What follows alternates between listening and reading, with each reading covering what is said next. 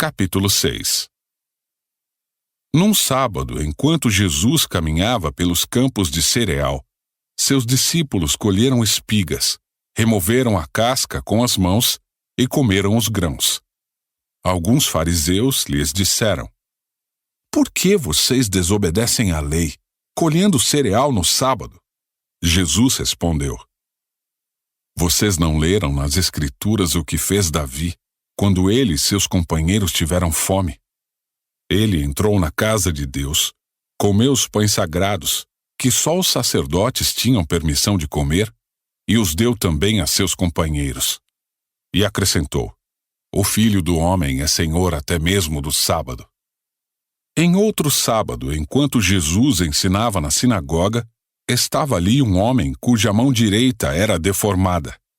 Os mestres da lei e os fariseus observavam Jesus atentamente. Se ele curasse aquele homem, eles o acusariam, pois era sábado. Jesus, porém, sabia o que planejavam, e disse ao homem com a mão deformada: "Venha e fique aqui diante de todos." E o homem foi à frente. Então Jesus lhes disse: "Tenho uma pergunta para vocês. O que a lei permite fazer no sábado?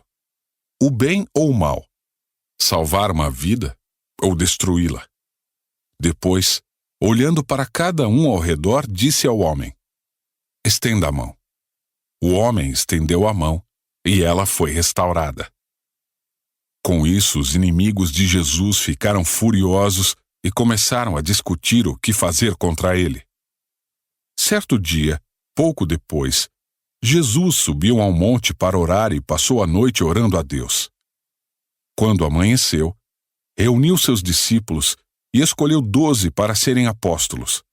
Estes são seus nomes: Simão, a quem ele chamou Pedro; André, irmão de Pedro; Tiago; João; Filipe; Bartolomeu; Mateus; Tomé; Tiago, filho de Alfeu; Simão, apelidado de Zelote; Judas, filho de Tiago; Judas Iscariotes, que se tornou traidor.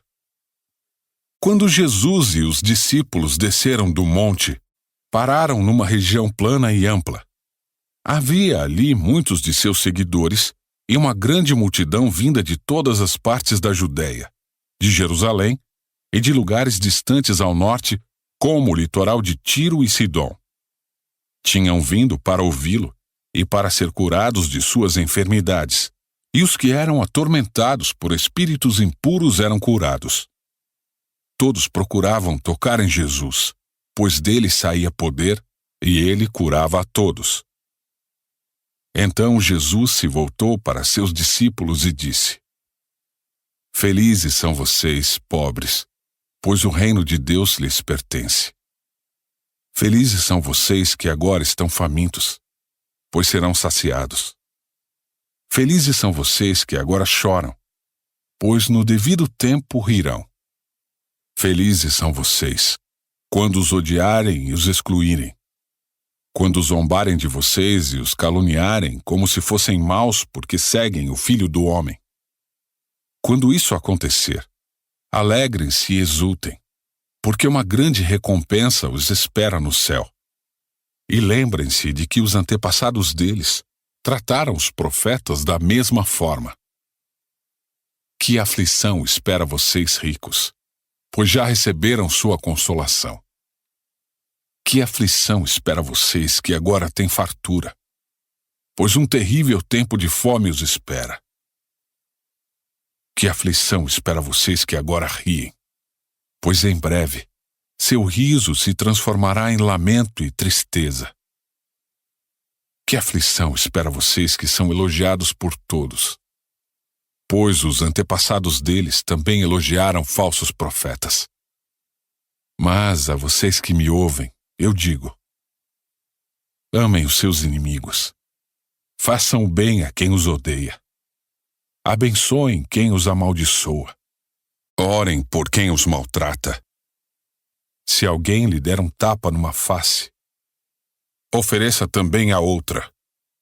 Se alguém exigir de você a roupa do corpo, deixe que leve também a capa. Dê a quem pedir. E quando tomarem suas coisas, não tente recuperá-las. Façam aos outros o que vocês desejam que eles lhes façam.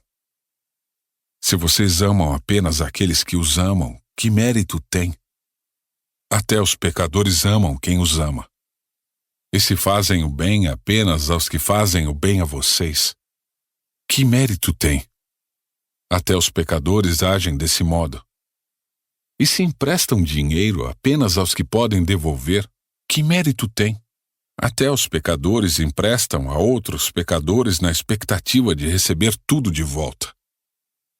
Portanto, amem os seus inimigos. Façam-lhes o bem e emprestem a eles sem esperar nada de volta. Então a recompensa que receberão do céu será grande, e estarão agindo de fato como filhos do Altíssimo.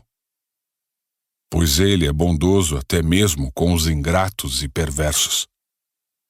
Sejam misericordiosos, assim como seu Pai é misericordioso. Não julguem e não serão julgados. Não condenem e não serão condenados. Perdoem e serão perdoados. Deem e receberão. Sua dádiva lhes retornará em boa medida, compactada, sacudida para caber mais, transbordante e derramada sobre vocês. O padrão de medida que adotarem será usado para medi-los. Jesus deu ainda a seguinte ilustração. É possível um cego guiar outro cego? Não cairão os dois num buraco?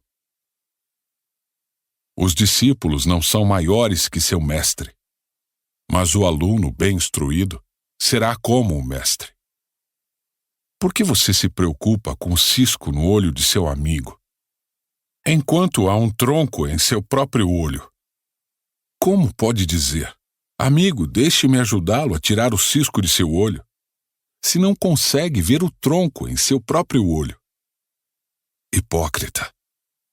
Primeiro livre-se do tronco em seu olho, então você verá o suficiente para tirar o cisco do olho de seu amigo.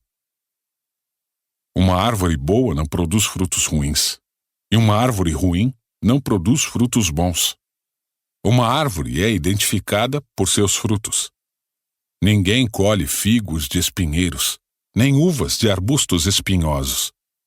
A pessoa boa tira coisas boas do tesouro de um coração bom, e a pessoa má tira coisas más do tesouro de um coração mau. Pois a boca fala do que o coração está cheio. Por que vocês me chamam Senhor, Senhor, se não fazem o que eu digo? Eu lhes mostrarei como é aquele que vem a mim, ouve as minhas palavras e as pratica. Ele é como a pessoa que está construindo uma casa e cava fundo e coloca os alicerces em rocha firme. Quando a água das enchentes sobe e bate contra essa casa, ela permanece firme, pois foi bem construída.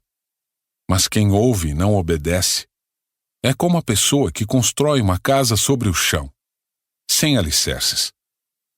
Quando a água bater nessa casa, ela cairá, deixando uma pilha de ruínas.